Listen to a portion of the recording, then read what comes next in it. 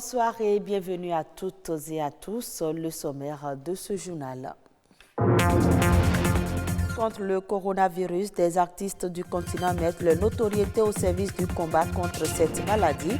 Une mobilisation qui prend des formes multiples et témoigne d'une préoccupation à la mesure du danger inhérent à la pandémie. De nombreux Béninois sont fascinés par les motifs et le design des tenues africaines, un intérêt qui inspire bon nombre de couturiers et créateurs de mode qui excellent désormais dans ce genre de tenue. Et puis l'élevage d'escargots, beaucoup de jeunes s'y adonnent, surtout en période des pluies. Aujourd'hui, comment se porte ce secteur d'activité? Un éleveur d'escargots nous éclaire.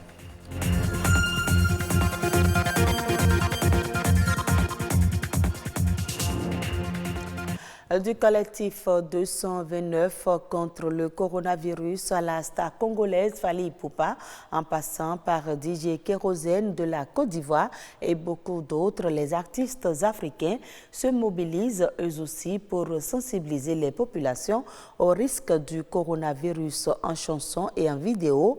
Ils ont décidé de mettre leur talent au service de la prévention. Dans cet élément que vous allez suivre, ils nous invitent au bon geste à adopter. Patrick Adjaboudjou a scié l'élément. Suivez plutôt. Un contrôleur DJ, c'est l'arme trouvée par cet amoureux de la musique pour dire halt à l'ennemi invisible, le coronavirus. Corona, tu n'es pas mon ami. Corona, tu n'es pas ma copine. Corona, je ne suis pas ton ami. Corona, tu n'es pas mon copain. C'est pour ça que je te dis Corona, tu vas quitter sur le côté parce que tu ne peux pas passer par moi, Corona. Ici et ailleurs, chacun s'y prend à sa manière pour afficher sa haine contre cette pandémie qui vient à la charge avec son lot de psychose. Au Bénin, il faut éviter à tout prix d'être une victime du Covid-19. Pour cela, 15 artistes forment de leur voix une barrière, Corona Blocus.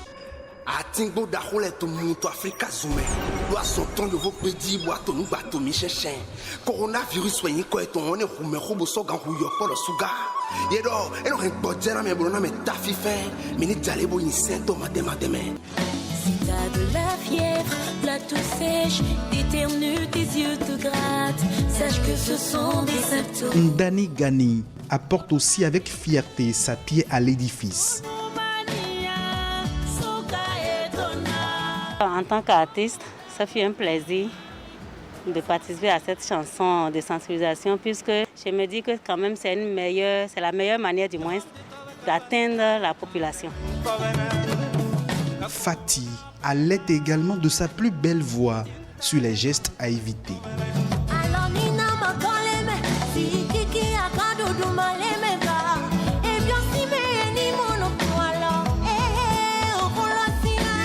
Une partition enchaînée par Adjima, Le Bim, José Elmar, Fafa Rufino, Sergent Marcus et celui qui porte la voix de l'ancienne génération.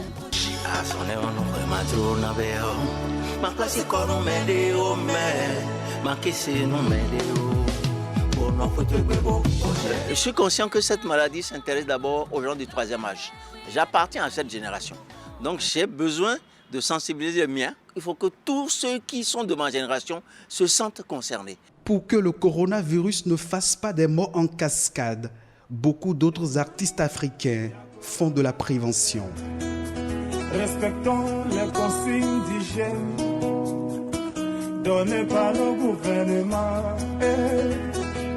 Fally Ipupa, obligé de rester confiné, se laisse aussi aller à son inspiration musicale et sensibilise en mode acoustique. Confinement, oui, oui, oui, oui. Rester à la maison, oui, oui, oui, oui. Entre déni de la maladie pour certains et insouciance pour d'autres, plusieurs personnes banalisent les mesures barrières. Erreur. Le Covid-19 fait des morts et personne n'est épargné.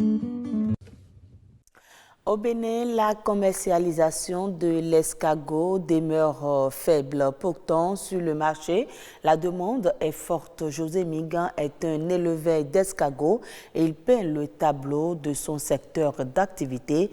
Dans cet extrait, il est au micro de Stanislas Limpon. De nos jours, les gens commencent pas à découvrir les qualités et valeurs nutritives de l'escargot. Ça fait que la demande augmente. La preuve, c'est que sur le marché, lorsque tu vas pour avoir une quarantaine d'escargots aujourd'hui, de gros escargots, il faut tourner autour de 20-25 000 pour le gros. Lorsque tu vas dans les supermarchés, le petit sachet qui contient à peine 250 grammes te coûte 5 000 et quelques. Mais l'offre n'accompagne pas assez. Et il y a aussi le fait que les exportations s'y mêlent aussi, parce que les gens demandent des escargots du Bénin, on essaie d'envoyer, même si c'est en telle quantité, ça sort quand même. Il ne faut pas décourager, ça c'est intéressant. Il faut encourager la production pour que ça puisse marcher. Parce que tu es là, il faut que les terrains s'adaptent à ça, il faut remplir telles conditions, il faut s'y adapter. Il faut que tu as moulé dedans d'abord les débuts, bien même que tu as une formation, c'est pas facile. Mais lorsque ça arrive, ça s'installe et que les trucs sont intéressés pour des bons, quand ça prend, c'est bon, il n'y a plus de soucis. On tourne autour de 100 kilos. Par an. Ce n'est pas suffisant. Vu la demande, ça ne suffit pas. Si on s'intéresse à ça, si on l'organise, on planifie, on ne parlera pas dans ces thèmes-là.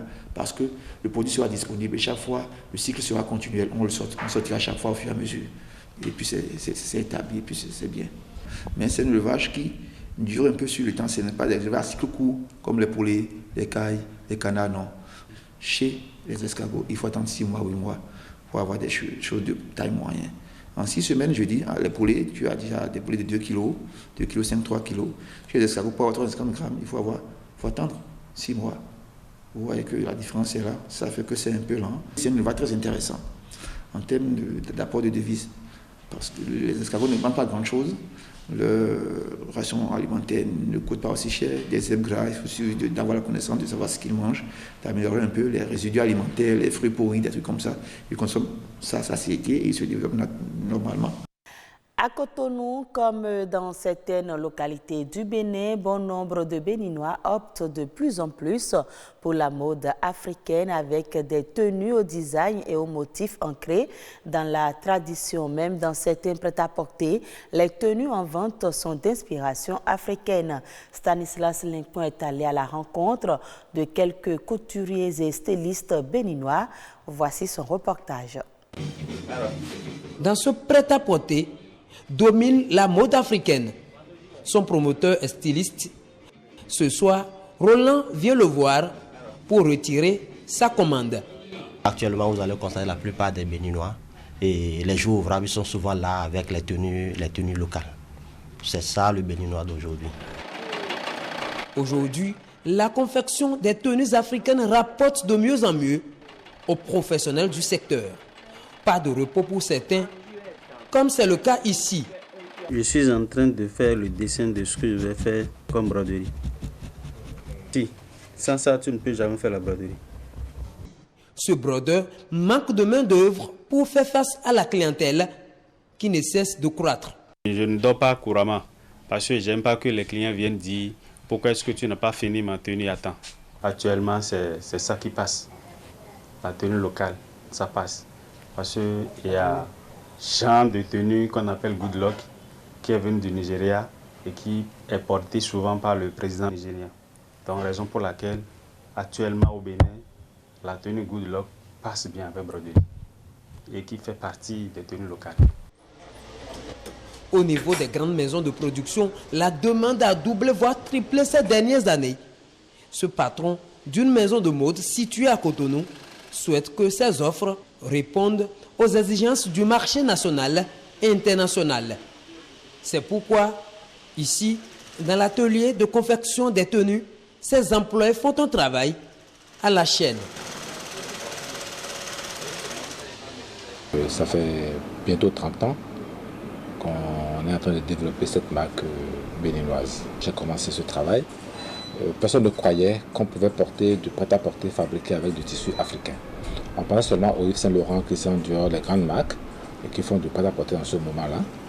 Je me suis dit, on peut insérer ce truc dans la mode vestimentaire pour pouvoir booster la mode africaine. Aujourd'hui, c'est un engouement terrible qui est autour. Vous voyez partout dans Cotonou maintenant, vous avez beaucoup de prêt-à-porter qui fait du tissu africain. Mais le marché est le marché est très vaste parce que non seulement nous parlons du Bénin, c'est de l'Afrique et du monde entier. Vous n'avez plus aujourd'hui du prêt-à-porter dans quel pays, je ne sais où aujourd'hui, où le tissu africain n'apparaît pas.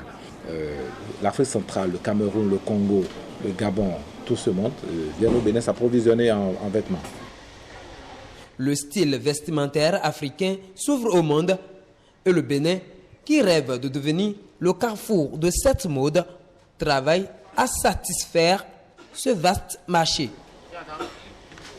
Suivons à présent les faits marquants de l'actualité en bref et en images. La Nation en bref, c'est une compilation réalisée par Omolade Soni.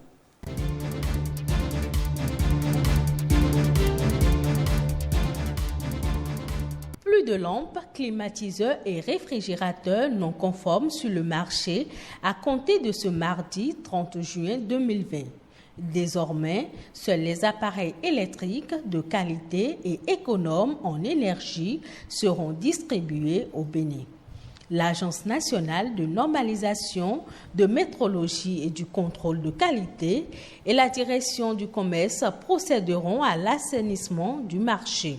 À en croire les explications du directeur de l'Agence béninoise d'électricité rurale et de maîtrise d'énergie, les importateurs devront désormais fournir des informations de leurs produits sur une plateforme à travers laquelle la BERM va procéder à des vérifications et des analyses afin de leur délivrer le certificat de conformité énergétique avant toute commande au niveau de l'usine de production. Coronavirus au Bénin, de nouvelles procédures applicables aux passagers entrant sur le territoire béninois. Il s'agit dans un premier temps de faire le dépistage et le tri à l'aéroport et le retrait des passeports. Suivront d'autres mesures. De nouvelles conditions sont aussi définies pour la restitution des passeports aux passagers. Lutte contre la COVID-19 au Bénin, les chercheurs optent pour une solution endogène. La quête de solutions africaines au coronavirus a mobilisé les chercheurs et membres de l'Académie nationale des sciences, arts et lettres du Bénin à l'amphi Idriss Déby Itno de l'université d'Abomey-Calavi. La rencontre a permis aux chercheurs de différents laboratoires d'exposer leurs connaissances sur le traitement de la pandémie du coronavirus qui sévit dans le monde entier.